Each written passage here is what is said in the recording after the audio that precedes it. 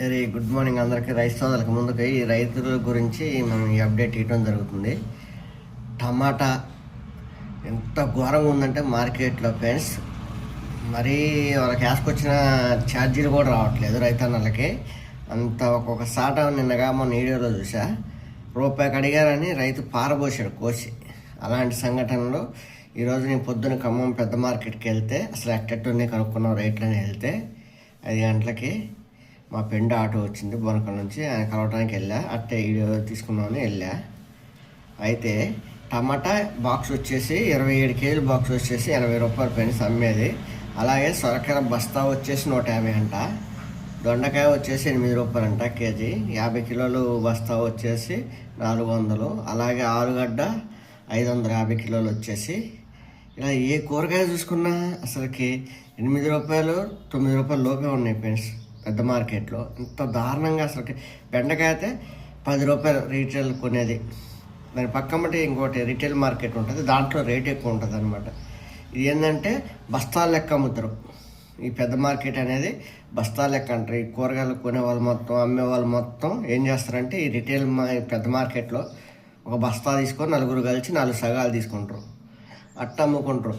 వాళ్ళు ఏంటంటే రిటైల్ పక్కన ఉన్న వాళ్ళు మొత్తం బత్తా కొనుక్కొని రిటైల్గా అమ్ముతారు. పట్టు 70, 60 అని. కాకపోతే రైతు కాడ కొనేది వరకు దారుణంగా ఉంది. అంటే 80 రూపాయలు అంటే 27 కేజీలు అంటే ఎంత పడుతుంది ఫ్రెండ్స్ బాక్స్ వచ్చేసి. అది మంచిది. 50 రూపాయలకు కూడా బాక్స్ ఉంది. అట్టా చాలా అసలుకి ఘోరంగా ఉంది పరిస్థితి. బత్త దగ్గర 70, 60 కాయలు ఉంటాయి ఫ్రెండ్స్. 70 కాయలు ఉంటాయి సొరకాయలు, 150 రూపాయలు టిక్కి.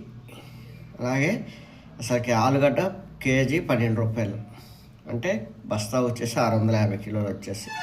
అసలు ఏదైనా సరే దొండకాయ వచ్చేసి 50 కిలోల బస్తా వచ్చేసి 400 రూపాయలు. అంటే రైతుకి ఎంత పడుతుంది? ఇంకా ఇక్కడ అమ్మటమే వాళ్ళు అంత అమ్ముతున్నారంటే రైతుకి ఎంత ఇస్తున్నారు?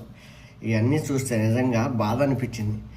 రైతులు కొంతమంది మొన్న ఒకసాట సొరకాయకి రేట్ లేదని ఒక రైతు అంతే కాలంలో పోసిపోయాడు. ఒక తాట టక్కు వేసుకొచ్చి రేట్ లేదని కాలంలో పోసిపోయాడు. ఇలా ఎన్నో కోకోల రైతులకి మరి ప్రభుత్వమైన మనం ఏదైనా సరే ఒకటి సూచన అనేది చేయాలి. ఎప్పుడు ఒక రేట్ అనేది పెడితే రైతు బాగుపడతారని ఒక ఉద్దేశం అంతే. ఇవాళ ఒకరే రేటు ఉంచండి. ఒక 20 రూపాయలు టమాటా అనుకోండి, ఆ 20 రూపాయలు ఎప్పుడు అదే 20 కంటిన్యూ కావాలి. అంతేగాని వచ్చినప్పుడు రైతు కాడ వచ్చినప్పుడు రూపాయి 2 రూపాయలు అంటే రైతు ఏం చేస్తారు చెప్పండి? వేస్తారు. వేసినప్పుడు ఈ రూపాయి 2 రూపాయలు కోసుకొచ్చిన ట్రాన్స్పోర్ట్ ఛార్జీలు కూడా రావుగా. అందుకే రైతన్నలు చూసి మీరు అనేది